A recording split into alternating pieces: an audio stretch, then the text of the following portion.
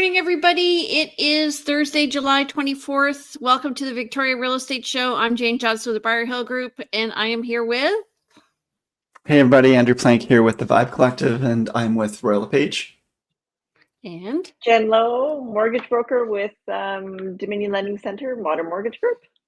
Nice to see you guys. Hey, everybody. Nice to see you. How's everything going this week, you guys? A little slower here. It's been a busy spring, summer, and then just feels like, hey, I'm getting out into some sunshine lately. It's not a bad thing. I don't mind. Got to make the most of it. I find having a convertible really helps. Okay. Getting into the sun, then I can still work and look like I'm having fun. Uh-huh. Uh-huh. How about so you, I Jen? have a personal ask. Oh, go ahead. Oh, yes, I do. Okay. We have a Ukrainian family coming to stay with us. And I'm just wondering if anybody has something like a couch or dishes or anything that we could use, or cutlery, because we're going to be furnishing a place for them to stay. So. Okay. We just donated some stuff, but I'll have a look through. We're going to be going through more stuff. And of course, hey, everybody, if you're listening and you've got something, please put it in the chat or reach out to Jane directly, and we'll get that connected up. Yes, I'll see what I can find. Awesome. Okay, Jen, you're in charge. Okay. Oh boy, I'm in charge right away. All right. I'll put this up for you. Okay. Folks, we're taking a new approach here, where we're each choosing a topic 1 week per month, and then of course one of the weeks is our overall stats. So Jen's in charge this week. She's running the show. Do you want us to help you with the slides, or do you want to? Yes, please. That would be wonderful. Okay. All right. What's the agenda today? Today's agenda, I will provide everyone an update on what's happening in the mortgage world. And then we will go through the stats. And I'm going to talk about if you're planning to buy, here's what you need to know before you start looking from the mortgage side of things. Excellent. Okay. Jen, tell us what's happening with finances. Well, we've got Bank of Canada rate update this next Wednesday, July 30th. We're not expecting any change to the overnight lending rate, which is good. I mean, they're not going to increase it from my understanding, but they're also not going to decrease it. So it's planning on staying the same. Reason for that, biggest reason I think, is we've had a slight increase to our inflation numbers, which then they're just wanting to keep an eye on that. So we're not seeing any change there. What we are seeing is a bit of an increase in fixed rates. Fixed rates have been climbing this week. The 5-year fixed rate in specific is gone up to like about 4.54. However, the 2 and the 3-year rates are staying lower, around 4.39. Interesting. Yeah. So you could choose to go with a shorter term mortgage, but you're risking it being higher in a couple of years when it comes up for renewal. You're gambling a bit, but at least you'd have a lower for now. Yes. Okay. Yeah. What are you forecasting or recommending to folks who are maybe prefer the fixed rate? I guess if you're looking for the comfort of the fixed rate, you tend to go for a longer term as well, don't you? Yes, I find it interesting when these 3-year rates are lower. Like, to me, that's telling me that the banks are expecting rates to go up in 2 to 3 years, because they want people to go for that shorter term and then have to deal with a higher rate when their mortgage is up for renewal. Right. That's a bit concerning, but the variable rate is a good. I still am a big believer of the variable rate. So we'll see. Yeah, What's the variable rate at right now? around prime minus 0.5 to prime minus 0.6, which is currently 4.95 minus 0.6 is 4.3, 4.35. And sorry, and the 2-year, 3-year fixed was what? 4.39. Oh yeah, so you're actually under, yeah. Hmm. Okay. So you're actually under the variable rate going fixed.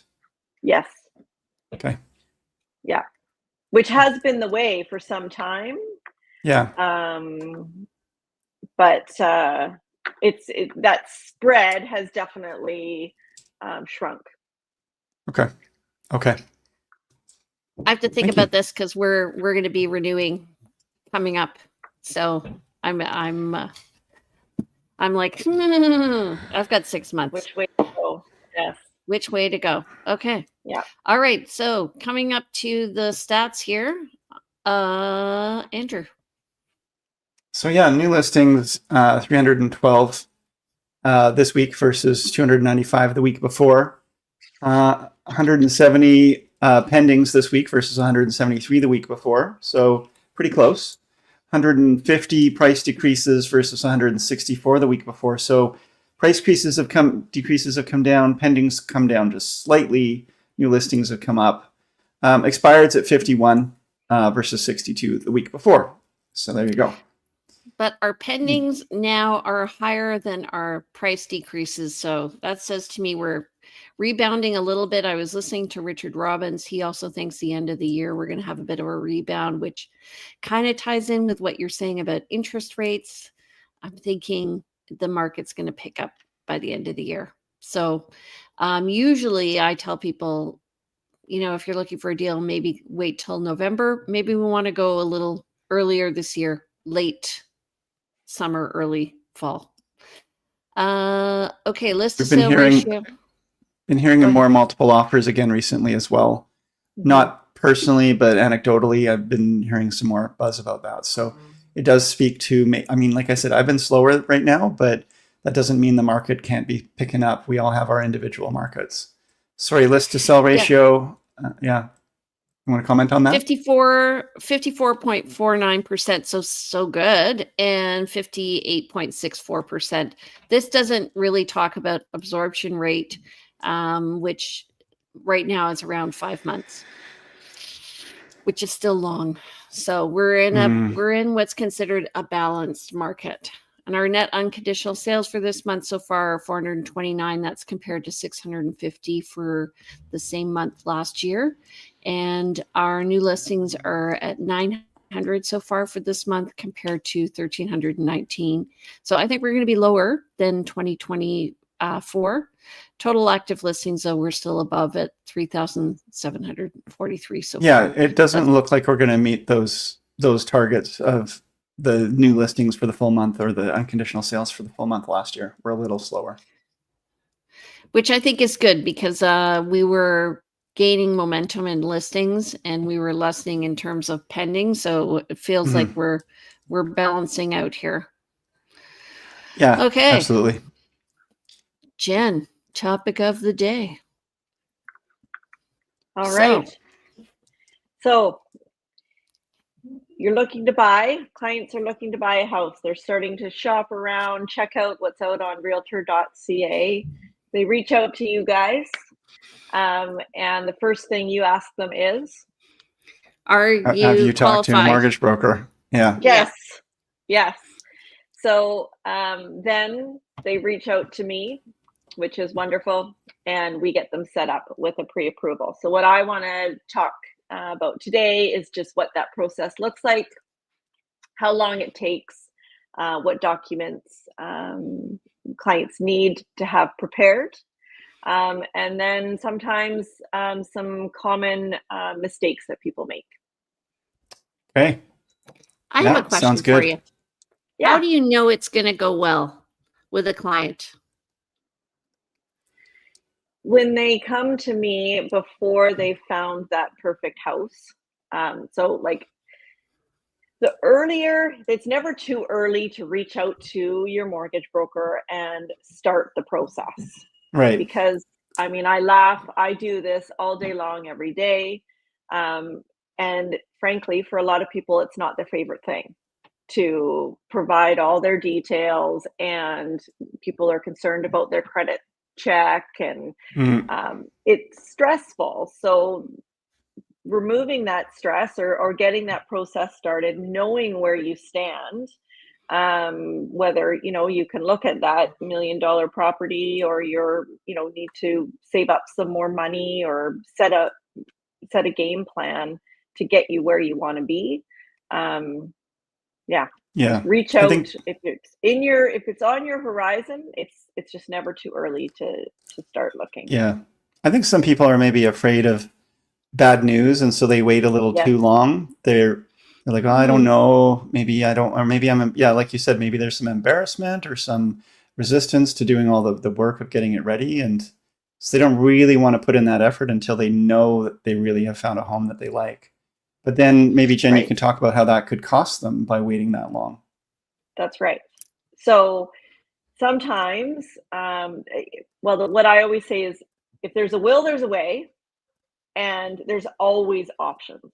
So that's again a benefit of going with a mortgage broker is, and quite often clients come to me and they say, well, my bank told me that I don't qualify, or that, because I'm self-employed, I can't get a mortgage. And that's not the case. There's always options. It's just a matter of exploring them and seeing what works best. I agree. There's sometimes you should actually listen to the experts, but you should also get multiple opinions. And I remember that when I was first looking for my first home, self-employed, talked to a lender, and they said, there's no way you're ever getting a mortgage. And then talked to another one, and we were able to get a mortgage, and he was able to go to bat for us and explain our situation. So you certainly, I mean, if you don't want to keep hammering that drum. If you've got three different mortgage brokers telling you need to do this before you're going to get approved, listen to them and go deal with that. But if one person tells you something, don't just give up. And there comes a time, it's definitely important to get multiple opinions. But once we get to a certain point in that application, if people are working with other mortgage brokers, I'm saying, okay, just a minute. You don't want multiple lenders or multiple, mortgage professionals submitting your mortgage request, as that can have a bit of a domino effect. But yeah, you definitely need someone that knows what they're talking about, and is doing this job full time and has been in the industry for a long time. Yeah. I just want to say that going to multiple mortgage brokers is kind of like going to multiple realtors. And, at the end of the day, we get paid at the end of the whole transaction. Transaction. And there's honesty and trust that goes on in this relationship. It's very, very important. So if you're working with a mortgage broker, have the open conversation, provide them with the documents they need immediately, get everything. I like a Dropbox folder myself, get it all ready. Just tell them, ask for the list and send it along. Yeah. And I want to clarify again, like a lot of people will interview more than one agent. They will interview perhaps more than one mortgage broker. But once you pick that lane and work with that. Certainly don't want to have multiple people not really knowing where they stand. And it's all about defining the relationship and making sure you have a clear, defined working relationship with people. And that helps everybody be empowered to go to bat for you. Nobody wants to go to bat for someone who says, I'm playing the field. But at the same, but we do advise, and people they're often advised to, at least with realtors, interview multiple realtors. We all have a different approach. Make sure you've got the right fit before you settle, and do settle to work with one person.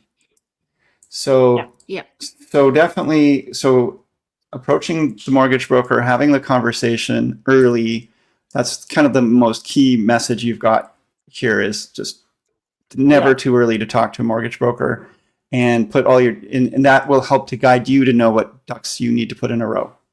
Yes. So what I do, my process is that I set up an introduction call where I'm asking some key questions to find out how you earn an income, um, where your down payment is potentially coming from, Right. um, and yeah, gathering some information. Then I send my clients the mortgage application link, which is done electronically, and it's done that way on purpose to get all the consents that we need. And then we set up a meeting to go through their mortgage pre-approval figures or pre-qualification numbers. I always request documents up front so that I'm working with actual figures. What documents are you requiring right there? Yeah. So depending on, and that key question is, how do you earn income?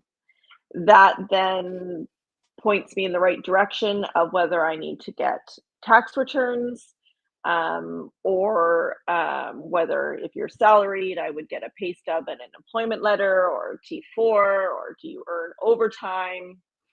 There's many questions that I'm asking to confirm, or to request the right documents to confirm someone's income. Yeah. So when somebody's self-employed, you're looking at their T4s, but because like they may have just started being self-employed, how many years do they have to work before you can, as a self-employed person, as an entrepreneur, before you can qualify them? Honestly, so self-employed, there's multiple ways, right? Too. So you can be receiving T4s if you're incorporated. You could be just doing, it could be a small business where you just don't have taxes deducted at source. You could be a contractor. In those situations, I'm asking for tax returns, ideally 2 years, but there are options if you have less than 2 years self-employed. Okay. And then regarding gift letters or like where the down payment is coming, there's different sources of that. So there can be gifts from family, there can be inheritances, what are the ins and outs of that? Yes. So the down payment questions that I ask, is where is your down payment coming from? Oh, I've got it all in savings. Or, okay, well, how long has it been sitting in your savings account? Usually we have to get a 90-day history of any money that's used for a down payment. So then if some of it is a gift, then we get a gift letter signed by a family member or whoever's gifted that money. Okay. But big thing there is I'm ideally suggesting that, okay, if you've got that money sitting in different accounts, please don't move it until we have your down payment sorted out, because that can create a fun, not so fun, Right. requesting many other statements for other accounts, and can open up cans of worms. Once things Okay. start moving around, you have to start looking at, yes. And so that's a good point again, folks, is why you reach out to the mortgage broker early, so that you can have all of your financing and accounts kind of done to make it, correctly match what the lenders are going to be most positively, seeing. So there's things you can do early that if you try to do it later on, it's going to create maybe flags or cause problems or just extra stress. Yeah. Can I add some notes here? Because, things that you want to do if you're planning to buy a home, I thought maybe this applies both to buying a home and getting ready to buy a home through the mortgage. But, I think it's really important to know what you want if you're looking to buy a home. And you be able to communicate that to your mortgage broker and realtor, because depending on what the product is, could actually impact the financing. I mean, if you come to the mortgage broker and say, want to buy a home, and can you get me qualified? But you haven't let them know that, you really are only looking for a mobile home or something like that. That's a different kind of product, and it's a different kind of approval, down payments required, and so forth. Really important to align with your family, and if you're buying with a loved one, to be on the same page and to have those communications and bring them into the process really early as well, right? Most definitely. Ask questions, be aware of all the costs that it takes to buy a home, be prepared for those. Do a little evaluation on whether you're better off to rent versus buy. Also, like over the long, you can maybe afford to buy, but can you afford to maintain the mortgage? Yeah. That's really what you're looking at when you look at gross debt service ratio, right? Most definitely. Yeah. So how long does sorry, go ahead. Yeah, go. How long does it take? Yes, it's typically we can get it done as quickly as needed. Ideally to get a mortgage pre-approval in place. So we start out with a pre-qualification where we're just looking at your figures. To move it to a pre-approval, that's where we're doing a credit check, and we're submitting it to a lender to secure rates. That process takes usually 24 to 48 hours to get that pre-approval rate hold in place. And it ain't sexy, but it's important. Yes. It's really the first step in, buying a home. And that's why, as Jen said, when we get called by someone who says, hey, I'm interested in buying a home, and they're very excited and they want to get going and they really want our help, and we want to be able to help them.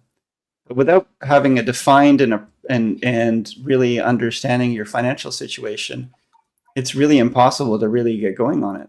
We cannot help someone when we don't know if we're looking in the $500,000 price point or $700,000 price point. And it's really going to impact a lot of what kind of product we show, what kind of areas we show, what kind of advice we give. So get that done early and get it done, get it blocked in, and then we are so much more empowered to help you out. Yeah. Yes. So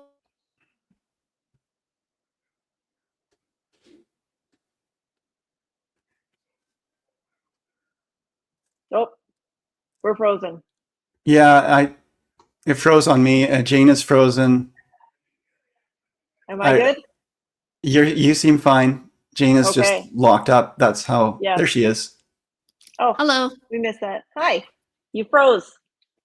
I was going to say, one of the things that buyers want to do, which Andrew alluded to, is they call you up and they say, can you just show me the house?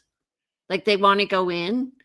And then it's like shopping without knowing how much money is in your wallet. Yes. It's an unfair ask on a number of levels, right? I think some of us, I'm certainly wired to want to be helpful. And it's hard to say, no, I'm sorry, I can't help you with that. But we also have to consider the fact that there's an owner of that other home. They're going to be stepping out of that home very likely. They're going to be cleaning in preparation for a viewing. There are reasons why we don't want to just, if you're just tire kicking, you're not really sure or in a position of really being able to buy, we're putting other people out. Sometimes the other agent needs to attend. And furthermore, we also are busy and we have duties to our other clients. And if you're not really prepared, if you haven't put yourself and put in that effort to really show that you are ready to be a client, then it's a lot harder for us to actively engage with you in that way. Like we all need to step into this together. So what other points do you have, Jen? Well, so I've got listed here. So top 5 things to do to get mortgage ready. So you want to get your documents together. No one wants to chase paperwork last minute. That's not fun for anyone. We're going to do a credit check. Now, there is lots of ways for people to monitor their own credit as well, which is great. so that you can know your score, and if there are any issues, those can be fixed in advance. You want to get pre-approved by your mortgage broker, not just getting rate quotes. So we can all go online and we can look up mortgage rates, but all those mortgage rates have fine print and they're all under different categories. So are mortgage calculators just lead magnets for mortgage brokers? So they're online mortgage calculators. Are they a way of getting buyers interested? I would suggest, more than likely, I've got my own calculators, so I don't go on there, but I bet you for sure it's here. You want more information, put your information in here, and that's going to a mortgage broker that's purchasing leads. Anytime I've explored a mortgage calculator for any reason, it's never gotten me to a point where it says, it stops and says, hey, for more information, enter your information. But they certainly don't give the full picture, right? So, well, I need to get you signed up with my app. I've got it all. Yeah, that's right. I have had it. Yeah. Mm-hmm. Good. Yeah. And that's a good call to action for anyone watching this too. And if you are able to maybe put a link to your app in the notes, or we can send it out later. We'll send it out later. Okay. Happy to do that. All right. Reach out to Jen if you want a copy of her app. Yes, please do. We want to also set a realistic budget. So what goes into the budget? We're wanting to make sure we're factoring in closing costs, potential taxes, property transfer tax as an example, as well as any ongoing monthly expenses. So other things that go into what you qualify for is how much the property taxes are, the strata fees, how much it costs to heat your home. And the last thing to get mortgage ready, do not do any big major purchases prior to getting a mortgage. So please don't buy a car, get a high lease payment. That has a huge effect on what you will qualify for a mortgage. Okay. Absolutely. I find also that, first of all, people need to know that any conversation they have with you is confidential, right? And so 100%. Yeah. They do not have to disclose to their realtor all the terms and conditions of their agreement that they have with their mortgage broker. So most definitely. Sometimes people, I find, they have a budget in mind that they're comfortable with, and then they have an approval that they're not comfortable with. So figuring out the balance between them. Yeah, good point. So what Jane is saying is, we as realtors, we don't need to know that you're approved for 1.2 million if you've told us you are only looking up to 800,000. We just, and that's your business, what you are going to buy and what price point you want to buy in. But we do need to know, again, that you have a mortgage professional or that you have the cash or the means to purchase. So in whatever conversation that looks like, we need to have satisfaction that you are able to complete a buy. And what I like to do as well is I like to send, let's say, Jen, the feature sheet of the MLS feature sheet, which shows what the taxes are and what the monthly assessment is. And then they can qualify, because if somebody's buying a townhouse for $750 and they're buying a house for $750, it's a lot different calculation, because the townhouse will have monthly strata fees of maybe $600. So they can be up there. Yeah. So which, I mean, that's a whole side note, but I've always found that interesting, because whether you have a house or a townhouse, you're putting money towards upkeep. In one way, it's a forced putting it aside through the strata fees, and the other way it is, expected of you. But the lenders look at them as very different objects. Should I buy a car before I buy a house? No, definitely not. What if Yeah. I own property elsewhere in the world? Should I That tell all you has about that? Yes, yes, yes. Please do. What's the worst? You don't have to give names, but I mean, what's like a common mistake people make? Is it not getting their insurance in place for like the closing date? Is that something? Because you need you need insurance if you're going to have a mortgage. Yes. I would just honestly, the most common mistake is just not looping me in early. So you want to reach out to a mortgage broker early to avoid any of these. Okay, so we do a credit check. So here's something I guess that can happen. We do a credit check and there's a collection item for library fees. Oh, Like that can take your credit score from, significant, it can drop it significantly. And now we have Don't mess with libraries, folks. Yes. Just disclosing, it's understanding that everything is scrutinized by the lender. I scrutinize it as well, and try and ask those questions. For example, why is your year-to-date income 4,000 under what your annual salary is? Asking those questions to understand, did you take a leave of absence, something like that. Right. oh, great. Yeah. Yeah. Yeah. All those Wow. things can have an effect. Awesome. Anything Yeah. else you want to add? No, I think that's it. Please reach out. Thank- I'm happy to provide my app and would love to get you pre-approved early. Thanks, Okay. Jen, for taking this on to this week. Yeah, no problem. Great. So we are going to be rotating. Next week I'm on presenting, and then it'll be Andrew and then Jen. And the week in between we're going to be doing our stats. So just so you know, we're just going to add a little spice to our presentation. In the meantime, if you do have someone who is interested in maybe perhaps getting a mortgage, they should get qualified now before they actually start looking. Please have them follow up with Jen. Don't forget, if you like what you see, to subscribe and comment. And Jen will post in the comments later on the link to her app. And don't forget to share it to your friends. Andrew, how do people get in contact with you, my darling? Well, websites, phone numbers, emails. So you can email me at info@andrewplank.com. You can call or text 250-360-6106. And the website's andrewplank.com for my own personal real estate website, and also the realvibe.ca for the team.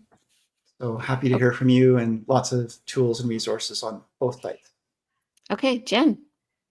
Yes, I am at Modern Mortgage Group, cell number 250-217-4925. My email is jen@jenlowe.ca, and my website is jenlowe.ca.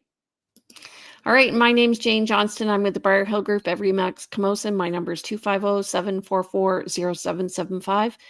You can reach me. Actually, the best one is briarhillgroup@gmail.com. I've been using it for a long time. And my website is briarhillgroup.com. And don't forget to follow me on Instagram at realtyteacher_remax_Victoria. And we are on every Thursday at 9:30. So check us out next Thursday, the 31st of July at 9:30. We'll be here. We hope to see you. All right. Take care, everybody. Have a great day. Bye-bye. Thanks, everybody. Bye now.